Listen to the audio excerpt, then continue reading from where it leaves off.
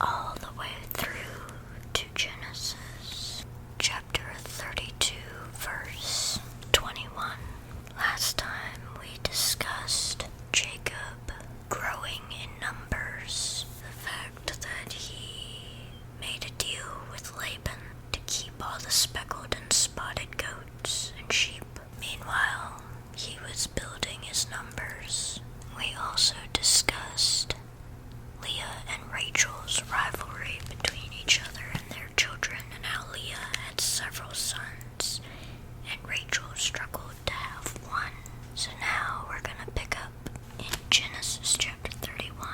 Jacob heard that Laban's sons were saying, "Jacob has taken everything our father owned, and has gained all this wealth from what belonged to our father." And Jacob noticed that Laban's attitude towards him was not what it had been. Then the Lord said to Jacob, "Go back to the land of your fathers and to your relatives, and I will be with you." So Jacob sent word to Rachel and Leah to come out to the fields where his flocks were.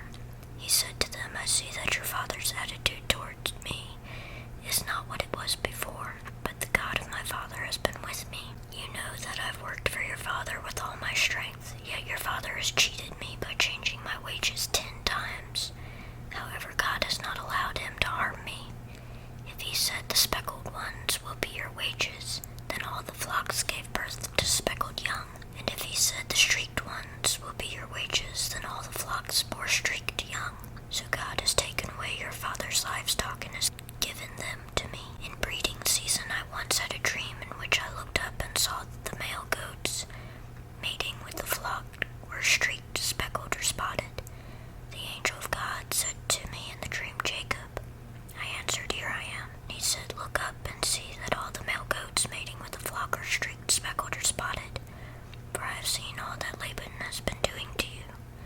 I am the God of Bethel, where you anointed a pillar, and where you made a vow to me. Now leave this land at once and go back to your native land.' Then Rachel and Leah replied, 'Do we still have any share in the inheritance of our father's estate? Does he not regard us as foreigners? Not only has he sold us, but he has used up what was paid for us. Surely all the wealth that God took away from our father belongs to us and our children. So do whatever God has told you.' Then Jacob put his children and his wives on camels, and he drove all his livestock ahead of him, along with all the goods he had accumulated in Padan Aram, to go to his father Isaac in the land of Canaan. When Laban had gone to shear his sheep, Rachel stole her father's household gods. Moreover, Jacob deceived Laban the Aramean by not telling him he was running away. So he fled with all he had, crossed the Euphrates River, and headed for the hill country of Gilead. On the third day, Laban was told that Jacob had fled. Taking his relatives with him, he pursued Jacob for 7 days and caught up with him in the hill country of Gilead. Then God came to Laban the Aramean in a dream at night and said to him, 'Be careful not to say anything to Jacob, either good or bad.' Jacob had pitched his tent in the hill country of Gilead when Laban overtook him, and Laban and his relatives camped there too. Then Laban said to Jacob, 'What have you done? You've deceived me, and you've carried off my daughters like captives in war. Why did you run off secretly and deceive me? Why didn't you tell me, so I could send you away with joy and singing to the music of timbrels and harps? You didn't even let me kiss my grandchildren and my daughters goodbye. You have done a foolish thing. I have the power to harm you, but last night the God of your father said to me, 'Be careful not to say anything to Jacob, either good or bad.' Now you have gone off because you long to return to your father's household. But why did you steal my gods?" Jacob answered Laban, "I was afraid because I thought you would take your daughters away from me by force. But if you find anyone who has your gods, that person shall not live in the presence of our relatives. See for yourself whether there is anything of yours here with me, and if so, take it." Now Jacob did not know that Rachel had stolen the gods. So Laban went into Jacob's tent, and into Leah's tent, and into the tent of the 2 female servants, but he found nothing. After he came out of Leah's tent, he entered Rachel's tent. Now Rachel had taken the household gods and put them inside her camel's saddle and was sitting on them. Laban searched through everything in the tent, but found nothing. Rachel said to her father, "Don't be angry, my lord, that I cannot stand up in your presence. I am having my period." So he searched but could not find the household gods.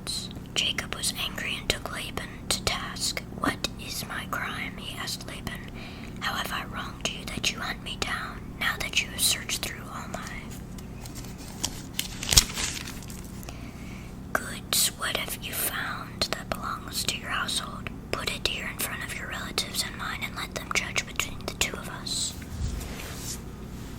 I have been with you for 20 years now. Your sheep and goats have not miscarried, nor have I eaten rams from your flocks. I did not bring you animals torn by wild beasts. I bore the loss myself, and you demanded payment from me for whatever was stolen by day or night. This was my situation. The heat consumed me in the daytime, and the cold at night, and sleep fled from my eyes. It was like this for the 20 years I was in your household. I worked for you 14 years for your 2 daughters, and 6 years for your flocks, and you changed my wages 10 times. If the God of my father, the God of Abraham, and the fear of Isaac had not been with me, you would surely have sent me away empty-handed. But God has seen my hardship and the toil of my hands, and last night he rebuked you. Laban answered Jacob, the women are my daughters, the children are my children, and the flocks are my flocks. All you see is mine. Yet what can I do today about these daughters of mine, or about the children they have borne? Come now, let's make a covenant, you and I, and let it serve as a witness between us. So Jacob took a stone and set it up as a pillar. He said to his relatives, gather some stones. So they took stones and piled them in a heap, and they ate there by the heap. Laban called it Jegar-sahadutha, and Jacob called it Gilead. Laban said, this heap is a witness between you and me today. That is why it was called Gilead. It was called Mizpah, because he said, may the Lord keep watch between you and me when we are away from each other. If you mistreat my daughters, or if you take any wives besides my daughters, even though no one is with us, remember that God is a witness between you and me. Laban also said to Jacob, here is this heap, and here is this pillar I have set up between you and me. This heap is a witness, and this pillar is a witness, that I will not go past this heap to your side to harm you, and that you will not go past this heap and pillar to my side to harm me. May the God of Abraham and the God of Nahor, the God of their father, judge between us. So Jacob took an oath in the name of the fear of his father Isaac. He offered a sacrifice there in the hill country and invited his relatives to a meal. After they had eaten, they spent the night there. Early the next morning, Laban kissed his grandchildren and his daughters and blessed them. Then he left and returned home.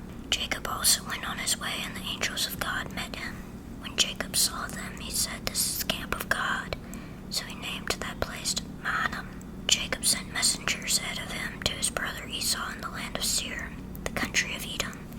He instructed them, this is what you are to say to my lord Esau. Your servant Jacob says, I have been staying with Laban and have remained there till now. I have cattle and donkeys, sheep and goats, male and female servants. Now I am sending this message to my lord, that I may find favor in your eyes. When the messengers returned to Jacob, they said, we went to your brother Esau, and now he is coming to meet you, and 400 men are with him. In great fear and distress, Jacob divided the people who were with him into 2 groups, and the flocks and herds and camels as well. He thought, if Esau comes and attacks one group, the group that is left may escape. Then Jacob prayed, O God of my father Abraham, God of my father Isaac, Lord, you who said to me, go back to your country and your relatives, and I will make you prosper. I am unworthy of all the kindness and faithfulness you have shown your servant. I had only my staff when I crossed this Jordan, but now I have become 2 camps. Save me, I pray, from the hand of my brother Esau, for I am afraid he will come and attack me, and also the mothers with their children. But you have said, I will surely make you prosper, and will make your descendants like the sand of the sea, which cannot be counted. He spent the night there, and from what he had with him he selected a gift for his brother Esau, 200 female goats and 20 male goats, 200 ewes and 20 rams, 30 female camels with their young, 40 cows and 10 bulls, and 20 female donkeys and 10 male donkeys. He put them in the care of his servants, each herd by itself, and said to his servants, go ahead of me and keep some space between the herds. He instructed the one in the lead, when my brother Esau meets you and asks, who do you belong to, and where are you going, and who owns all these animals in front of you? Then you are to say, they belong to your servant Jacob. They are a gift sent to my lord Esau, and he is coming behind us. He also instructed the second, the third, and all the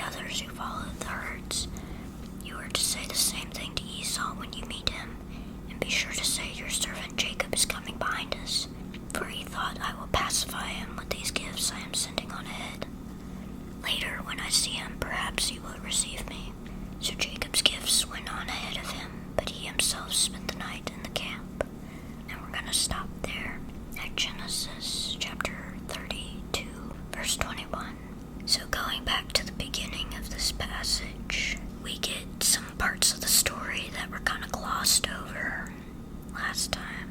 So before, we know that Jacob had gotten streaked and speckled goats, and his flock got stronger while Laban's got weaker.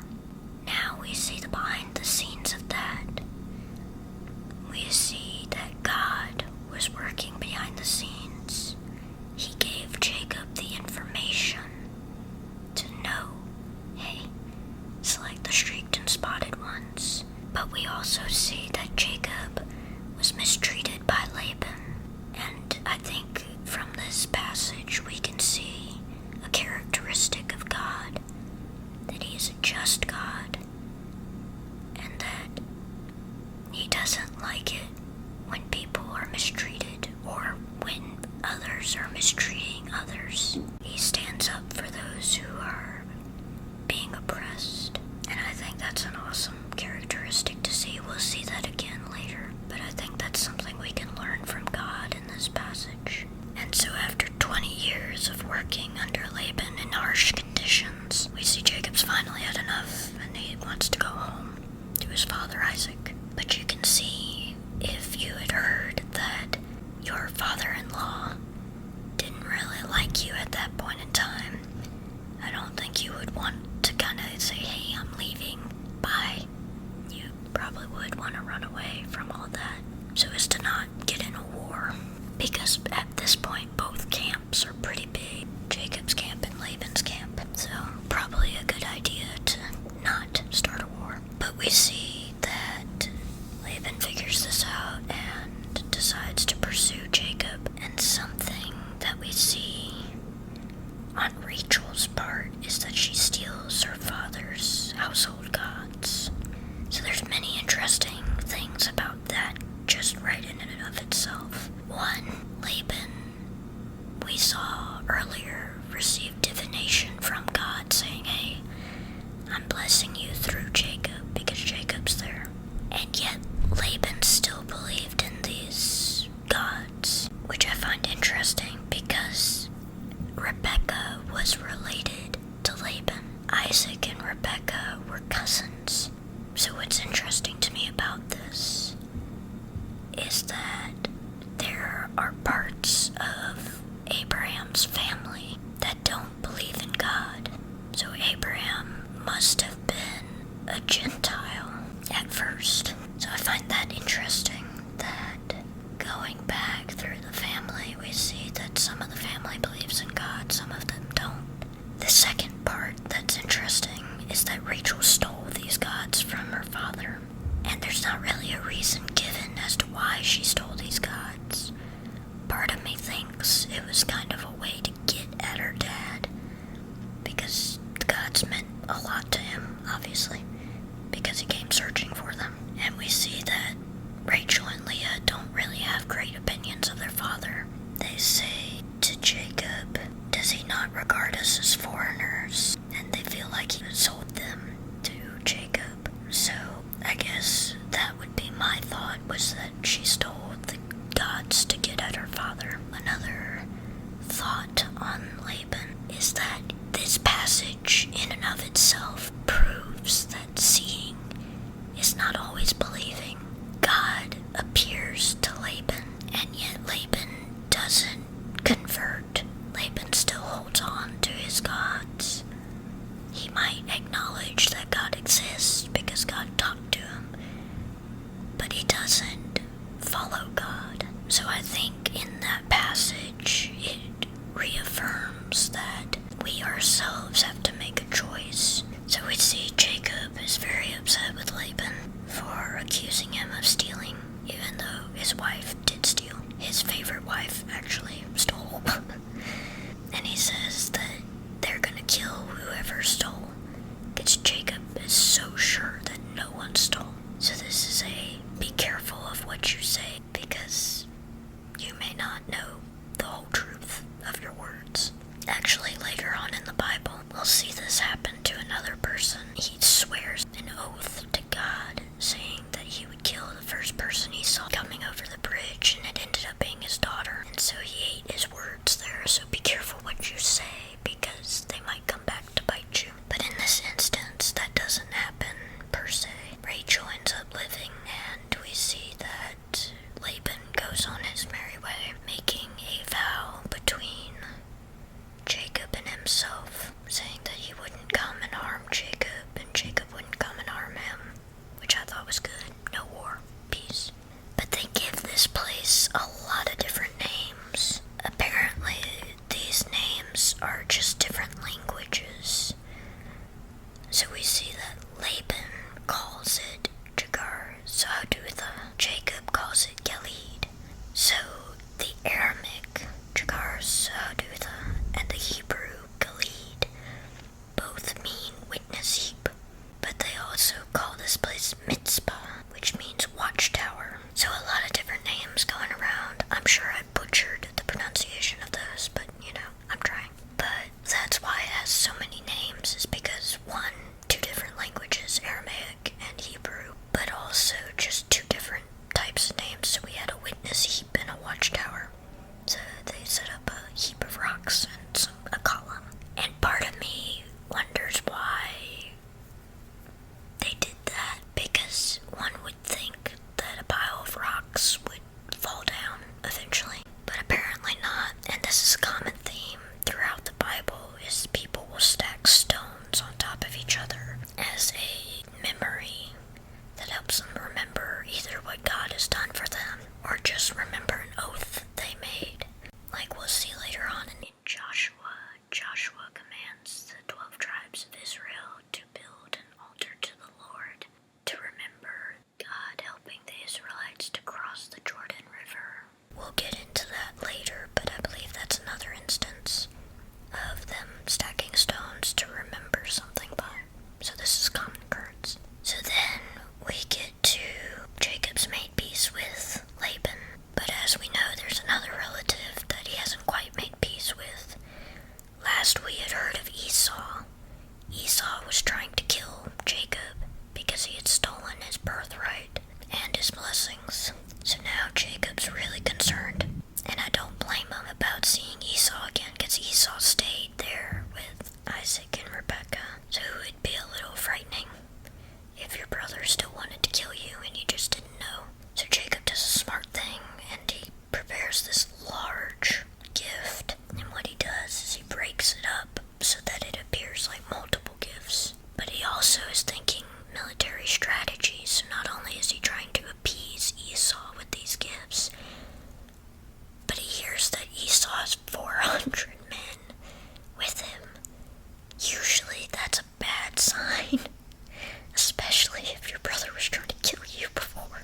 You hear 400 men, you automatically think he's gonna start a war. So he does a smart strategic thing where he divides his camp into two, so that if one dies, the other might have a chance of living. So I think, in a way, age has helped Jacob realize, hey, I've made a mistake with all that. The fact that he's kind of trying to appease Esau instead of tricking him again, I think that's character growth.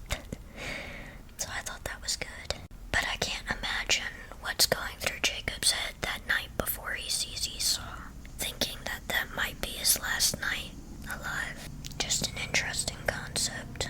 So another thing, the last thing that I wanted to comment on, was in Genesis chapter 31, verse 53.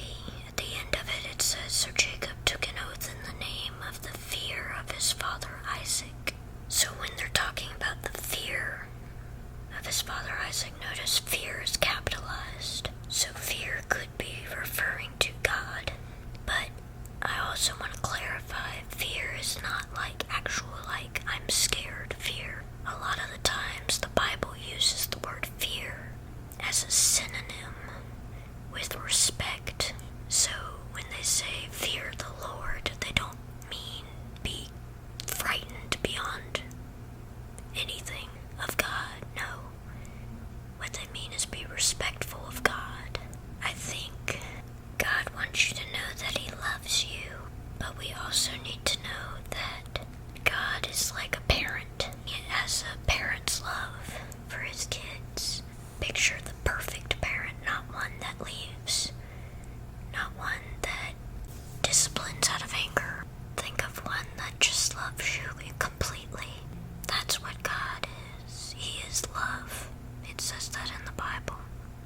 we also have to know that because God loves us, He's going to correct us like any parent does.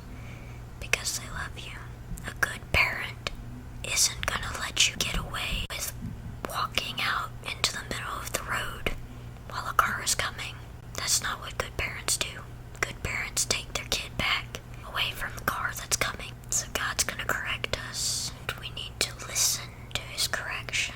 Because if we don't listen to His correction, the car's going to hit us. Even if He tries to save you, if you don't listen, it won't matter. But if you do listen, you're safe from the car.